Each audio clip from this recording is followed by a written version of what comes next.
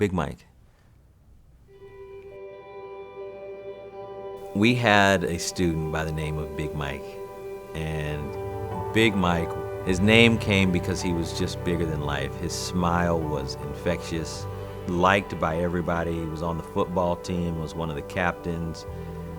Loved the Lord, just loved the Lord. And so you just immediately know that is somebody that is going to really make an impact on the campus. And one day, I got a call from his mom, and Big Mike was in the hospital. And I said, okay, well, I'm on my way.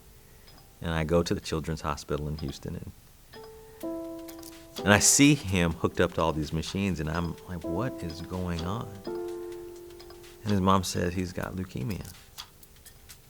And I just didn't know. You know, some news you hear and you don't know how to handle it.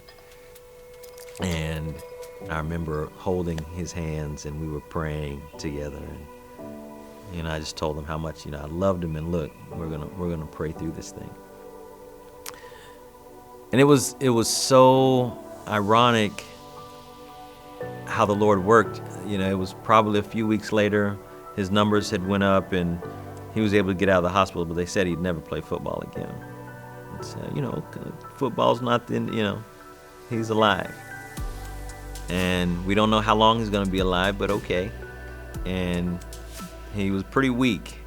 But the week he got out of the hospital, we were planning to have one of our largest evangelistic events of the year, where we have some 500 students from all over the city. And it's probably 80% football players. So around 11:30 at night, the school buses come and drop off the football players into our venue.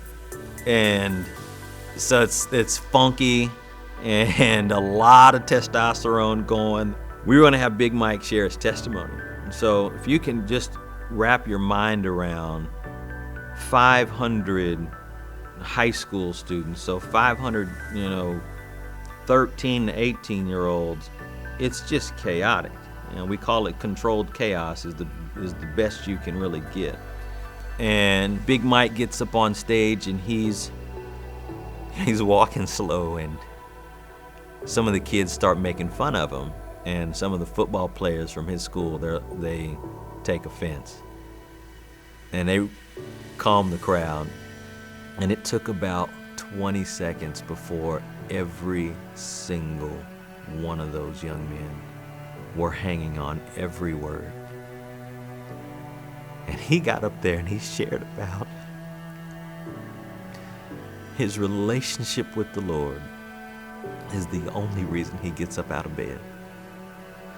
And he wanted to play football, but he realized that, you know what?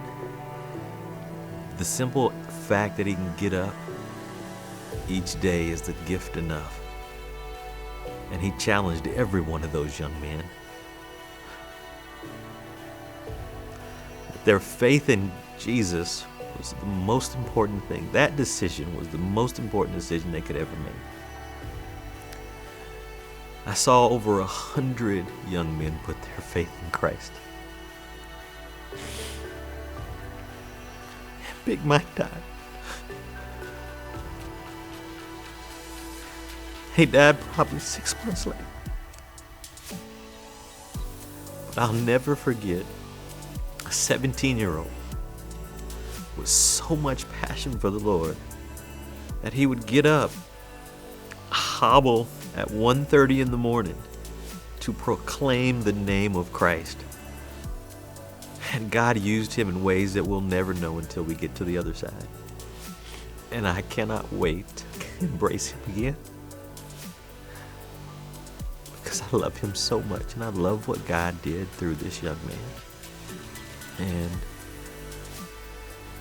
it's an honor to see the impact that a young man with a whole lot of faith, but he loved the Lord every day.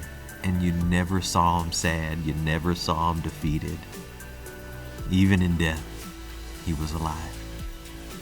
And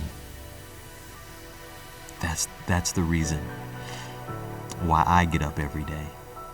because there's young men like Big Mike that we need to go after. And that they'll be world changers.